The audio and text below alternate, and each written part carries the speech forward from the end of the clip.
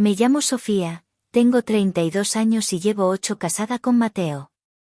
8 años que han pasado como el agua de un río que se ha secado. Vivo en un antiguo edificio de apartamentos en el corazón de Madrid, de esos con un patio interior lleno de geranios y un ascensor de madera que cruje como si contara historias de fantasmas. Esta noche, como tantas otras, Mateo tiene los ojos clavados en el televisor. Un partido de fútbol, siempre hay un partido. El grito de gol es la única palabra de pasión que he escuchado en esta casa en meses. Me observo en el espejo del pasillo. Llevo mi vestido de seda rojo, uno que no me ponía desde hacía años. Se ciñe a mis caderas y cae justo por encima de la rodilla, un juego peligroso y elegante. Mis piernas, que siempre he considerado mi mejor atributo, se ven largas y esbeltas gracias a unos tacones de aguja negros. Son altísimos, casi un arma. En mi tobillo, una fina pulsera de plata con un pequeño cascabel que tintinea con cada paso. Un secreto solo para mí. El sonido de mis tacones sobre el suelo de baldosas hidráulicas es un eco solitario. Mateo, ¿te gusta?, pregunto, dando una vuelta lenta, haciendo que la tela del vestido baile a mi alrededor. Responde sin apartar la vista de la pantalla. Sí, claro, muy bonito, Sophie. Ni siquiera me ha mirado. Siento como el aire se escapa de mis pulmones, llevándose consigo el esfuerzo, el perfume caro que me he puesto en el cuello y las muñecas, la esperanza. Me siento como un fantasma en mi propia casa, invisible, inaudible. El cascabel de mi tobillera parece una burla. Subo a la terraza del edificio, un lugar común donde los vecinos tienden la ropa y a veces suben a tomar el fresco. La noche madrileña es cálida y el cielo tiene un color violeta profundo. Me apoyo en la barandilla, dejando que la brisa juegue con mi pelo.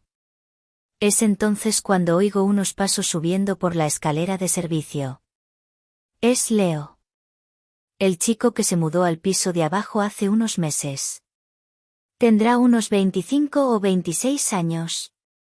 Estudia diseño gráfico, creo. Es alto, con el pelo oscuro y revuelto y una sonrisa que parece iluminar los lugares oscuros. Siempre que nos cruzamos en el portal, me saluda con una calidez que me desarma. Sofía, ¿disfrutando de la noche?, pregunta, su voz es suave pero segura. Intentándolo, respondo con una media sonrisa. Se apoya en la barandilla a mi lado, pero manteniendo una distancia respetuosa. Sus ojos viajan por mi figura, pero no de una forma vulgar. Es una mirada de apreciación, como la de un artista que admira una obra. Se detiene en mis pies.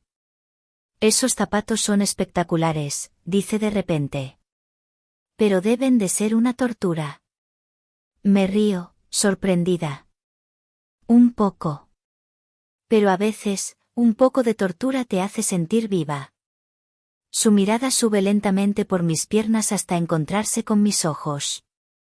Entiendo. Y ese vestido, el rojo, es definitivamente tu color. Resalta el fuego que tienes dentro. Mi corazón da un vuelco. ¿Fuego? Yo me sentía como un montón de cenizas. Gracias, Leo. Eres muy amable. No soy amable, soy observador, corrige con una sonrisa pícara. Y observo que, aunque eres la mujer más hermosa de este edificio, a menudo pareces triste. Sus palabras son como una llave que abre una puerta que llevaba años cerrada. Nadie, y mucho menos Mateo, se había dado cuenta de mi tristeza. ¿De verdad? ¿Se me nota tanto? Solo si miras bien, dice, y su voz se vuelve más íntima, más grave. Y yo, Sofía, me gusta mirar bien. El silencio que sigue no es incómodo. Está cargado de electricidad, de posibilidades no dichas. El ruido del partido de fútbol que sube desde mi apartamento parece pertenecer a otra vida, a otro mundo. Un día, volviendo del mercado de San Miguel con las bolsas a reventar de fruta fresca y un buen trozo de jamón, me lo encuentro en el portal. El ascensor, como no, se ha estropeado. Déjame ayudarte con eso, dice sin esperar respuesta, cogiendo las bolsas más pesadas. Su mano roza la mía, un contacto fugaz que me provoca un escalofrío. Sube los 3 pisos hasta mi puerta sin esfuerzo aparente. Mientras busco las llaves en mi bolso, él espera pacientemente. El olor de su colonia, una mezcla de sándalo y cítricos, me envuelve. Gracias, Leo. Me has salvado, digo al abrir la puerta. De nada. Para eso estamos los vecinos, sonríe. Deja las bolsas en el suelo de la entrada. Huele increíblemente bien a café aquí dentro. Estaba a punto de prepararme uno. ¿Quieres? Ofrezco sin pensar. Mateo está en el trabajo, no volverá hasta tarde. Me encantaría, acepta. En la cocina, mientras la cafetera italiana empieza a gorgotear, él se apoya en el marco de la puerta, observándome. Siento su mirada en mi espalda, en mi nuca, como una caricia. Llevo unos vaqueros ajustados y una sencilla blusa blanca, pero bajo su escrutinio, me siento tan expuesta como con el vestido rojo. Tu casa es muy acogedora, comenta. Leo se fue, y el silencio que dejó tras de sí era más ruidoso que cualquier partido de fútbol. Me quedé apoyada en la encimera, con el corazón martilleando contra mis costillas. El aroma de su colonia todavía flotaba en el aire, mezclado con el del café recién hecho. Era una combinación adictiva, peligrosa. Por primera vez en años, no me sentía invisible. Al contrario, me sentía demasiado vista, como si su mirada hubiera despegado capas de mí que ni yo recordaba que existían. Esa noche, cuando Mateo llegó a casa y me dio un beso distraído en la mejilla que olía a la cerveza que había tomado con sus amigos, no sentí nada. Era como el beso de un hermano, de un compañero de piso. Me di cuenta de que llevaba años muriendo de sed al lado de una fuente, pero la fuente estaba seca. Leo, con una simple taza de café y una conversación, me había ofrecido un vaso de agua helada. Y yo me moría por beber más. Al día siguiente, mi teléfono vibró con un número desconocido.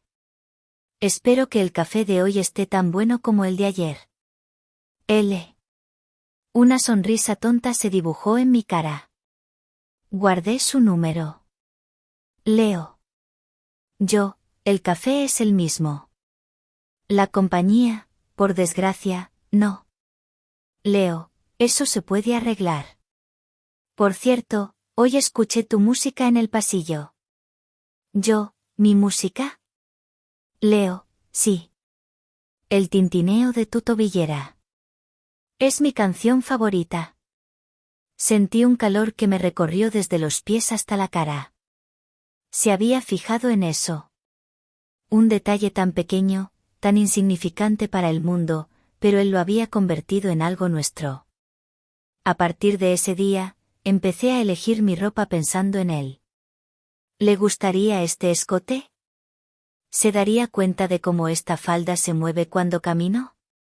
¿Escucharía el sonido de mis tacones al volver a casa y sabría que era yo? Nuestro juego se convirtió en una danza de miradas en el portal, de sonrisas cómplices y, sobre todo, de mensajes que se colaban en la monotonía de mis días. Eran mensajes ingeniosos, coquetos, pero nunca cruzaban la línea. Hablábamos de cine, de arte, de los sueños que él tenía para su futuro como diseñador. Me preguntó por los míos, y me di cuenta con tristeza de que los había olvidado. Un jueves por la tarde, volvía de hacer unos recados. Entré en el portal y me dirigí al ascensor. Llevaba unas sandalias de tacón de cuña atadas con una cinta al tobillo y un vestido veraniego de lino blanco que dejaba mis hombros al descubierto. Justo cuando las puertas de reja del ascensor comenzaban a cerrarse, una mano las detuvo. Era Leo. Casi no llego, dijo con la respiración ligeramente agitada, entrando en el reducido espacio. El ascensor arrancó con su habitual traqueteo. Era tan pequeño que nuestros hombros casi se rozaban. El aire se volvió denso, cargado con su perfume y el mío. Estaba nerviosa, consciente de cada milímetro de piel que mi vestido dejaba al descubierto.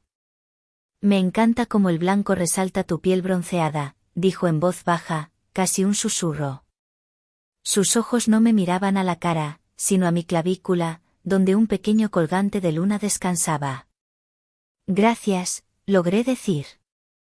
Y entonces, el ascensor se detuvo. No en un piso, sino entre el segundo y el tercero, con una sacudida brusca que me hizo perder el equilibrio. Instintivamente, me agarré a su brazo.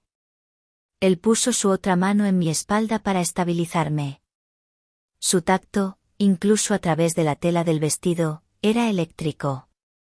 Tranquila, dijo, su voz profunda resonando en el silencio.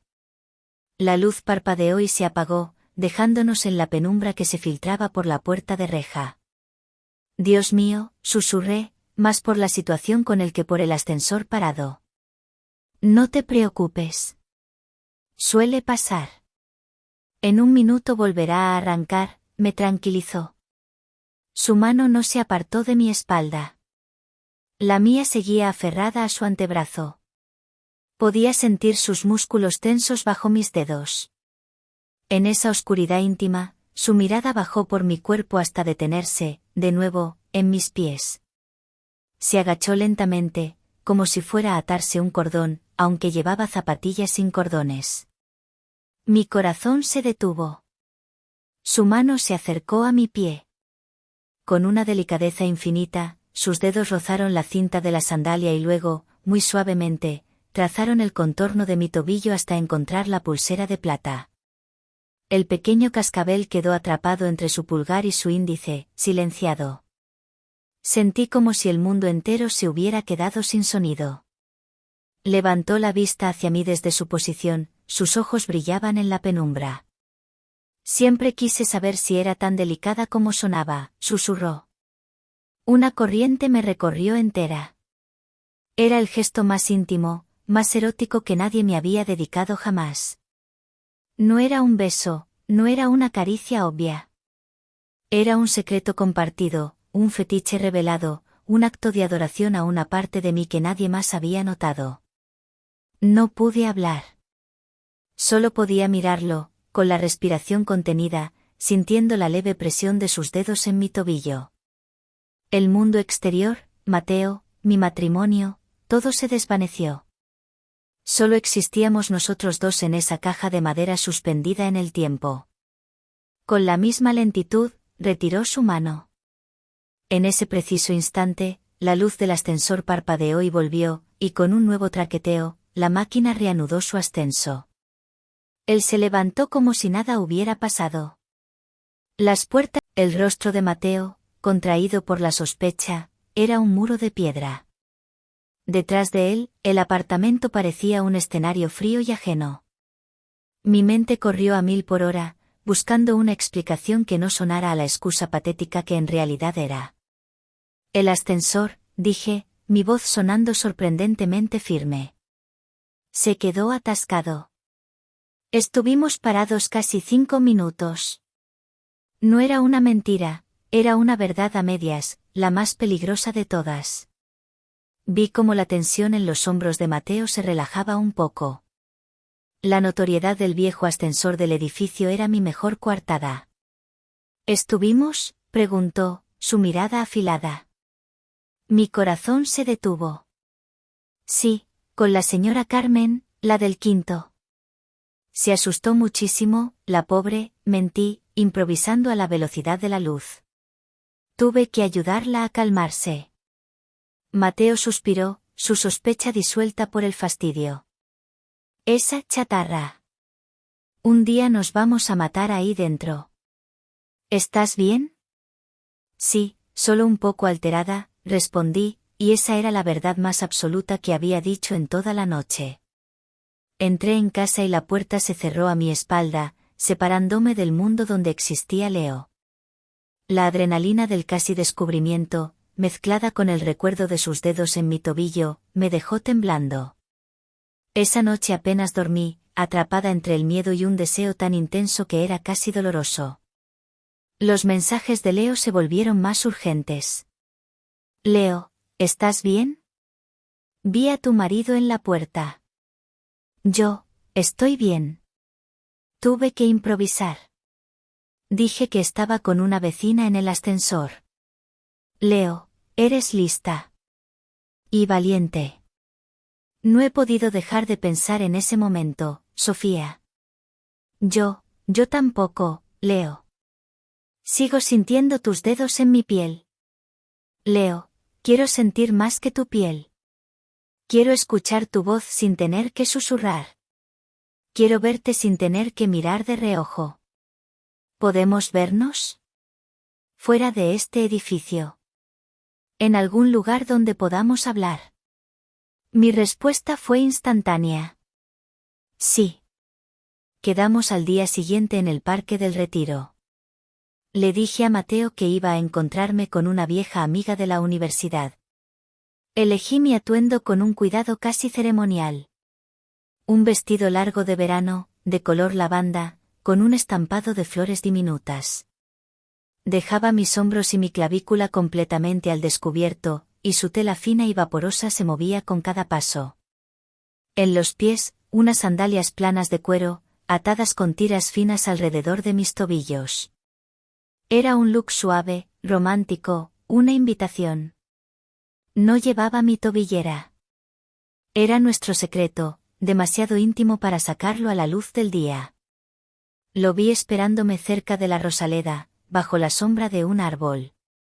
Cuando me acerqué, su mirada me recorrió de arriba abajo, y sentí que la fiebre que llevaba dentro amenazaba con salir a la superficie. Empezó a decir, pero no encontró la palabra. Pareces un sueño, Sofía. Paseamos por los senderos del jardín, el aire olía a rosas y a tierra húmeda. Hablamos de todo y de nada. Pero debajo de cada palabra, la corriente de lo no dicho era cada vez más fuerte. Nos sentamos en un banco de piedra apartado, oculto por unos setos altos. No puedo seguir así, Sofía, dijo de repente, su voz seria. Se giró para mirarme. No puedo seguir siendo solo el vecino que te ayuda con las bolsas. Desde que te vi en esa terraza con tu vestido rojo, sentí que algo en mi vida había cambiado. Me paso el día pensando en ti, en tu sonrisa, en el sonido de tu risa y en el de tus tacones. Me estoy enamorando de ti. Cada palabra era un golpe en mi pecho, demoliendo las últimas defensas que me quedaban. Leo, yo, estoy casada, susurré, como si esa palabra pudiera detener la avalancha. Lo sé, dijo, su voz se suavizó. Y sé que no eres feliz. Veo cómo te mira, o más bien, cómo no te mira. Una mujer como tú merece que la adoren, que la miren como si fuera la única obra de arte en el museo. Mereces que te besen hasta que te olvides de tu propio nombre. Se acercó más.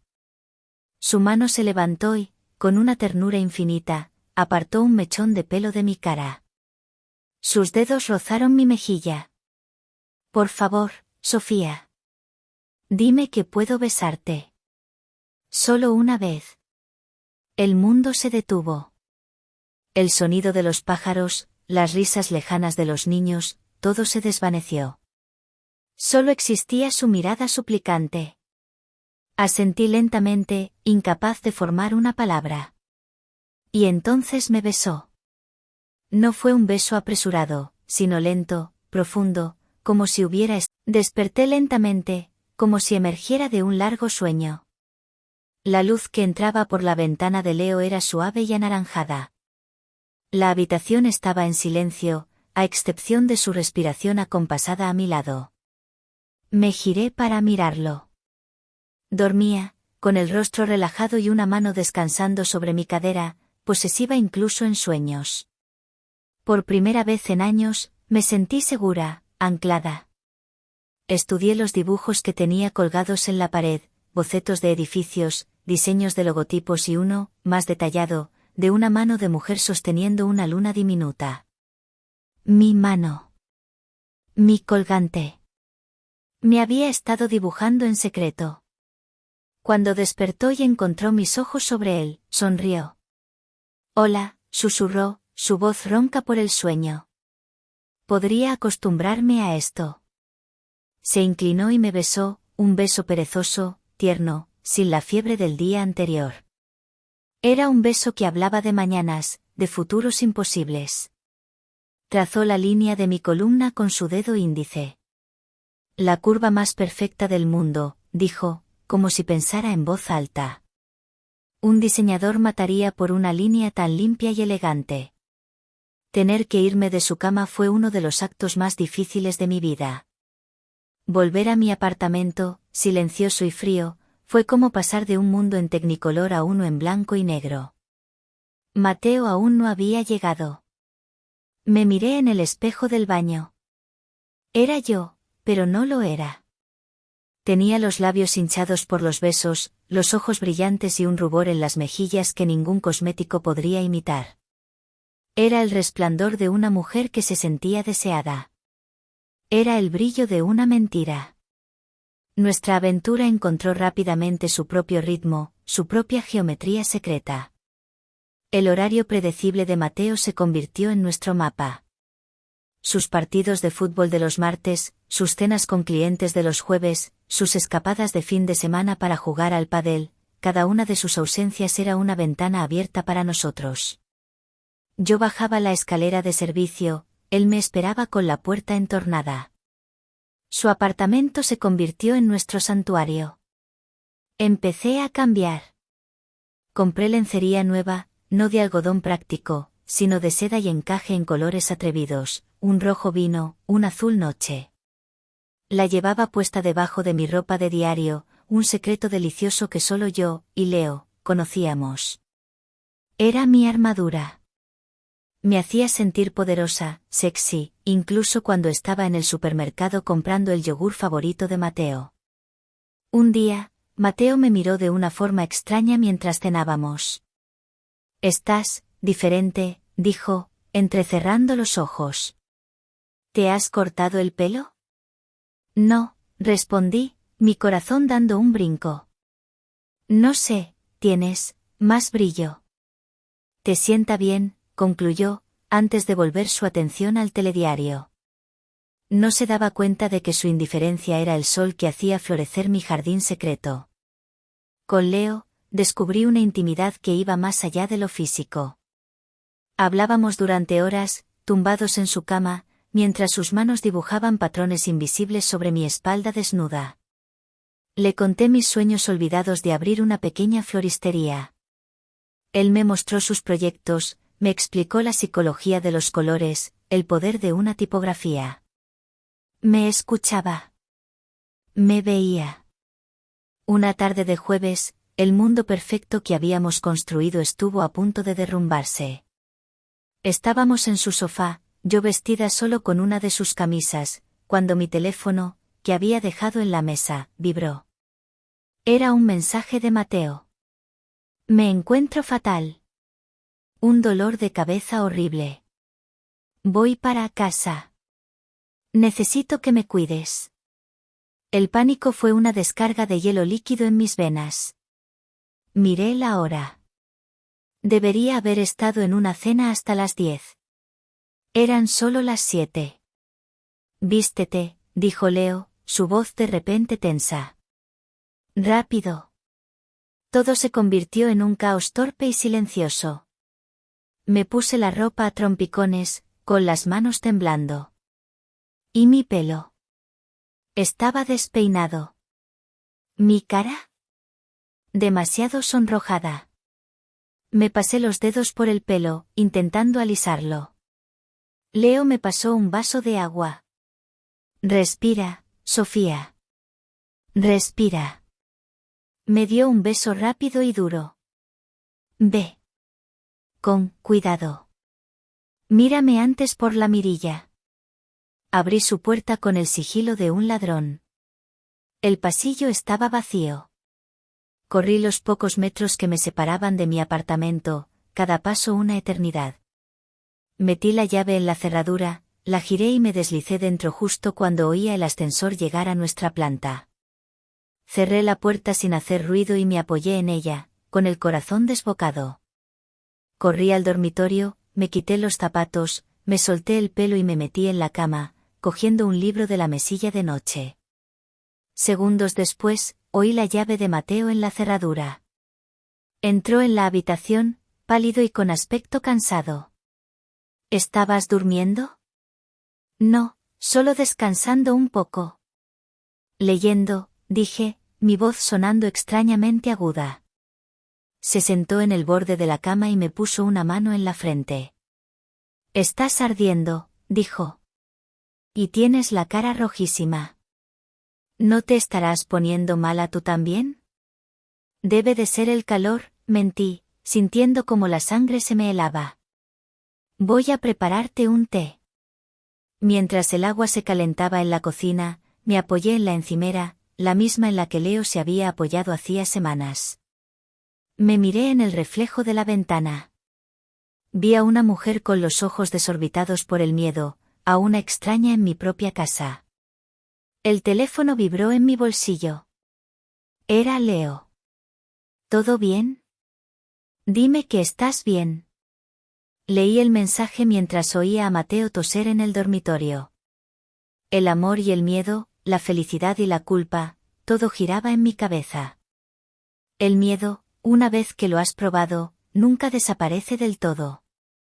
Se convierte en un compañero silencioso. Tras el susto con Mateo, Leo y yo nos volvimos más cautelosos. Nuestros encuentros se espaciaron, se volvieron más breves, más intensos, cargados con la adrenalina del riesgo. La geometría de nuestra mentira se hizo más compleja, con más ángulos ciegos y rutas de escape. Pero algo más había cambiado. Mateo ya no era el mismo. La indiferencia había sido reemplazada por una atención extraña, casi clínica. Notaba la marca de leche que prefería, recordaba citas con el dentista que yo misma había olvidado, me hacía preguntas sobre mi día, pero no con interés, sino con la precisión de un interrogador. Dejó de salir los martes a ver el fútbol.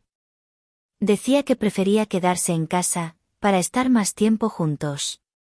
El apartamento, que antes era mi jaula de soledad, se había convertido en una prisión vigilada.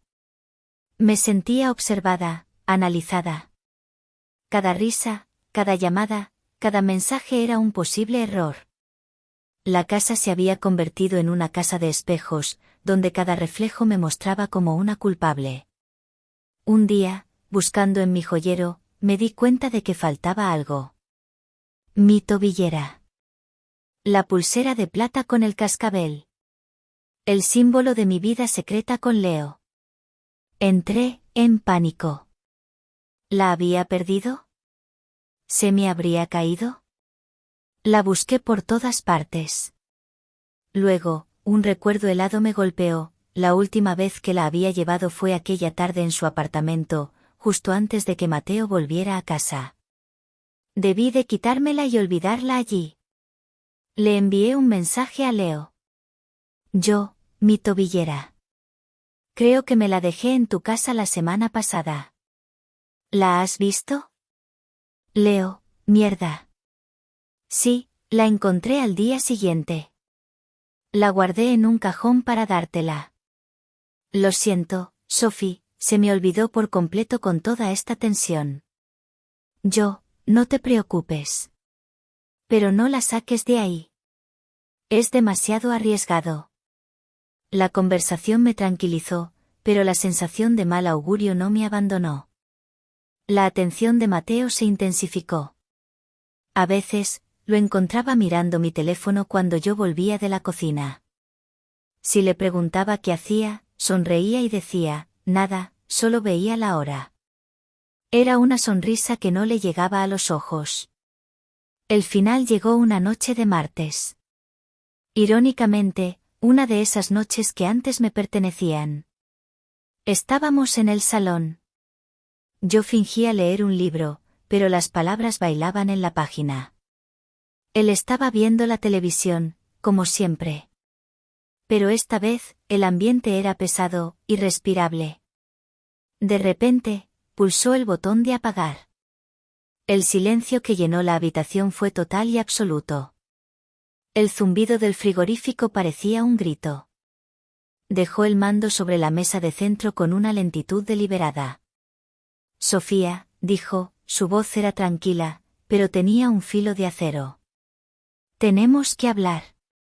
Mi sangre se convirtió en hielo. Levanté la vista del libro. Él me estaba mirando fijamente. He sido un mal marido últimamente, continuó, y su tono me descolocó. No había ira, solo un cansancio infinito. He estado distraído, ausente. Y mientras yo no miraba, tú has estado, buscando consuelo en otra parte. ¿Verdad? Negué con la cabeza, pero el gesto fue débil, patético. Las lágrimas empezaron a quemarme los ojos. No, Mateo, yo. No me mientas más, por favor, me interrumpió, su voz seguía siendo baja, pero ahora temblaba de una emoción contenida. Metió la mano en el bolsillo de su pantalón. Al principio solo eran sospechas. Un cambio en ti, una luz que no había visto en años. Pero luego, encontré esto. Abrió la mano. Sobre su palma descansaba mi pulsera de tobillo. El pequeño cascabel de plata brillaba bajo la luz de la lámpara. La encontré en el suelo del portal, al lado de los buzones, hace 3 semanas, dijo, cada palabra era un martillazo. Sé que es tuya. He esperado todo este tiempo, esperando que me dijeras algo, cualquier cosa. He esperado a que me explicaras qué hacía tu joya más personal tirada en el portal del edificio donde vive tu amante. El mundo se inclinó bajo mis pies. No había excusa. No había salida. El espejo final se había roto, y los fragmentos me cortaban el alma. Empecé a sollozar, una mezcla ahogada de culpa y terror. Mateo, lo siento, yo no quería, balbuceé. Él levantó una mano para detenerme. Su expresión ya no era triste. Era algo mucho más oscuro, algo que nunca había visto antes. Una especie de triunfo amargo. No, no lo sientas aún, dijo, inclinándose hacia adelante. Porque no entiendes nada, Sofía. ¿Crees que esto se trata de nosotros? ¿Crees que se trata de un chico encantador que te presta atención? ¿Crees que él es un simple estudiante de diseño? Lo miré, confundida por el giro que estaba tomando la conversación. ¿Qué quieres decir? Mateo sonrió, y fue la sonrisa más aterradora que había visto en mi vida. ¿Nunca te preguntaste cómo un estudiante de 26 años puede permitirse un apartamento en este edificio? ¿Nunca le preguntaste por su familia? ¿Por su apellido completo? Un escalofrío recorrió mi espalda. Su nombre completo, dijo Mateo, saboreando cada sílaba, es Leo Castillo. Como en Alejandro Castillo, mi jefe. El hombre cuyo puesto y promoción